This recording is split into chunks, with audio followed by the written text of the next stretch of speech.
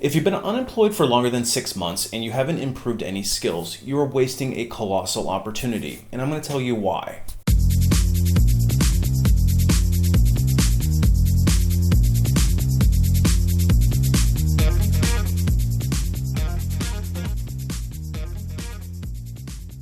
Hey everybody, it's Brian from Life After Layoff, and today I want to talk to you about the concept of improving your skills while you're unemployed.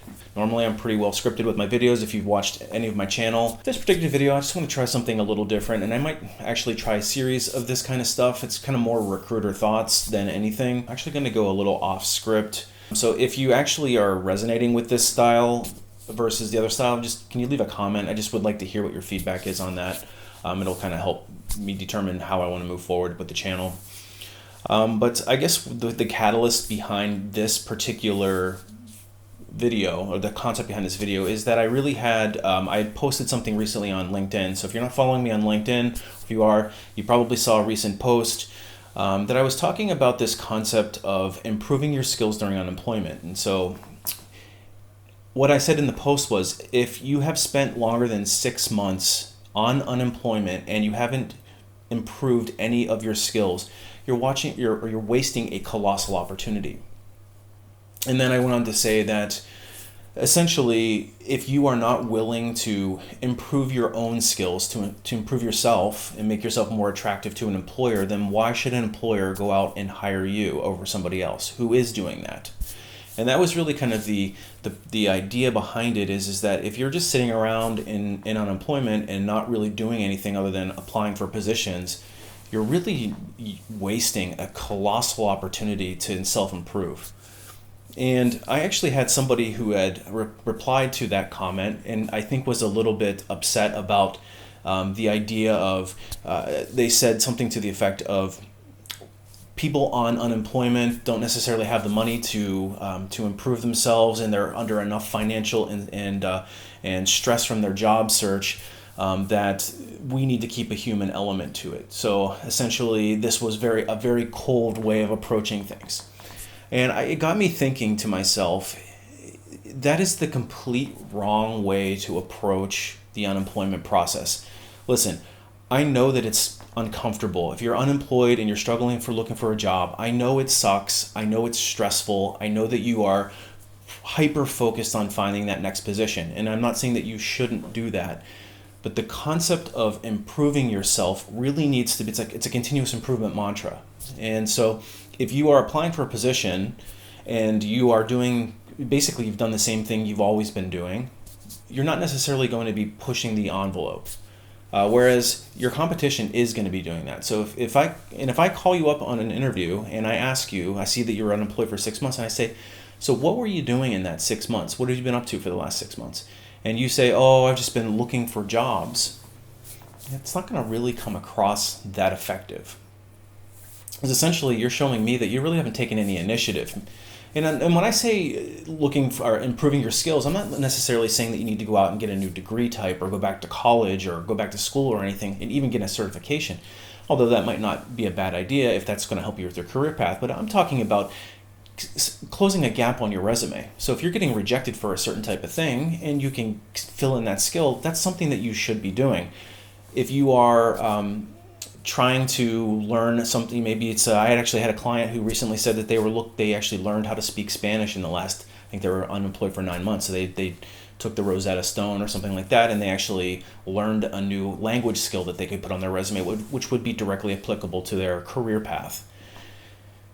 If you are just keeping the status quo, you got laid off at a certain condition, you have had 6, 8, 9 months in order to improve yourself, and you haven't done a single thing, in my opinion, as an employer, I'm going to start using that against you. I'm actually going to look at you and say, okay, why haven't you improved a single skill? You've had 9 months, and you're not spending 10 hours a day doing job search. At best, you're probably spending maybe 2 or 3 hours a day, and you're doing some other activities. But if you haven't really improved anything in your career to make yourself more marketable, why is that? So think about that from your perspective. If you are unemployed, why haven't you improved any of your skills?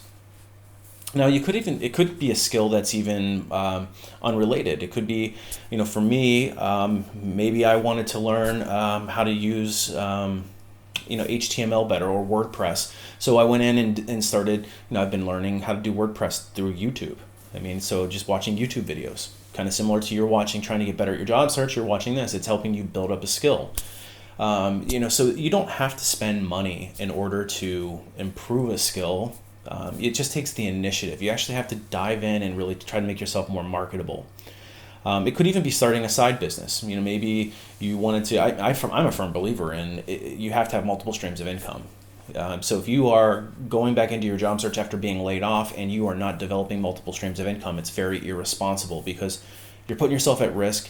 You're putting your family at risk. So if that's something that you were doing during your layoff and you said, I spent this time to kind of work on some side businesses just to kind of get some multiple streams of income coming in, I would look at that as somebody as, hey, you're actually taking initiative. So what I don't want to hear when I ask you that question is, well, I just been looking for jobs. Because to me, again, that shows that you are not necessarily a go-getter. You're not really pushing the envelope. And here's the thing. The top candidates are doing that kind of stuff. They are going out and improving their skills. And so all the while, you've got more people coming into the job search. The market is getting bigger for competition, and your competition is getting stronger. So if you're not getting stronger with your competition, you're just putting yourself further at risk. And you're probably going to experience a very average or below average job search. I hear this time and time again through when I talk to my clients and I ask them that question, how's the job search going? What's your pain points? And they say that they're kind of doing this, they're going through the motions and they feel like kind of hopeless. And then I ask them, well, what skills have you been improving? And a lot of them will just kind of look at me with that blank look and say, well, I haven't really, a skill that's actually going to help you. I have a lot of them that just kind of blankly stare at me, and to me, that's one of the first things that I recommend to them. You got to develop a skill. So figure out what skill you need to develop.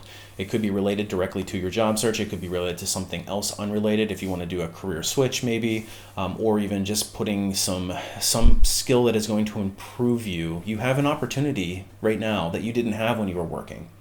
When you're working full time, 40 plus hours a week, now you've got probably 3 hours of job search a day, and you've got all the rest of the time in the day in order to do something. If you're just sitting around watching TV and playing video games, chances are you're probably going to have a pretty average job search.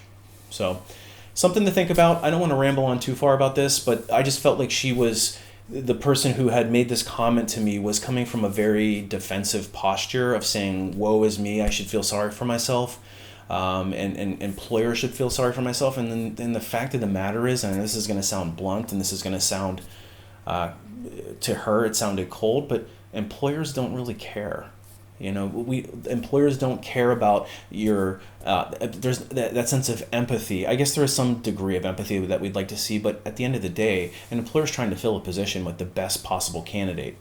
And if you have the mentality of, well, I was unemployed, so I couldn't get the skill that you are looking for, Mr. Employer, they're not going to care that you were stressed out or that you were emotionally not available in order to better yourself. They're just going to hire the candidate that did.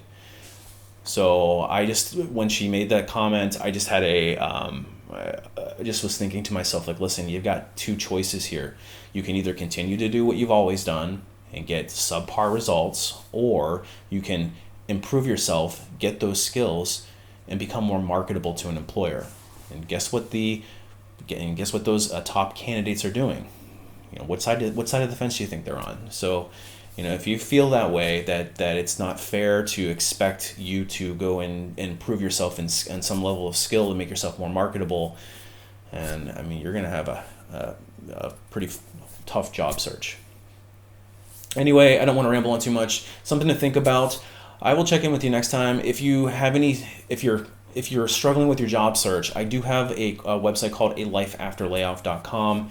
Something to check out. It's full of tips and tricks, all from a recruiter's perspective. I've spent the last 20 years of my career hiring thousands of people into some of the world's most well-known companies. So I put together a list of also 2 training courses. As of writing this, I actually got plans for more. how to write a resume from a recruiter's perspective that's going to get you through the process, or will prepare you to have the best chance of getting through the process and getting noticed, finally getting that interview. And then also a course called the Ultimate Layoff Bootcamp. It is a basically cradle to grave, how to get from the time I receive your resume to the time you land your job. I walk you through each and every step in very detailed format. Again, it's all from a recruiter's perspective, so you're going to have a leg up on the competition if you are completely prepared. It's almost like having a recruiter coaching you in the background. So something to really think about if you're struggling with your job search. Don't keep the status quo. If you've been unemployed for 6 months, time is money. Each month that goes by, it's costing you thousands of dollars in lost income. So if you feel like you're being stubborn in your job search, maybe something to think about. Anyway, hit the subscribe button, and if you like the video, hit the like button as well. I appreciate it, and I will see you on the next one.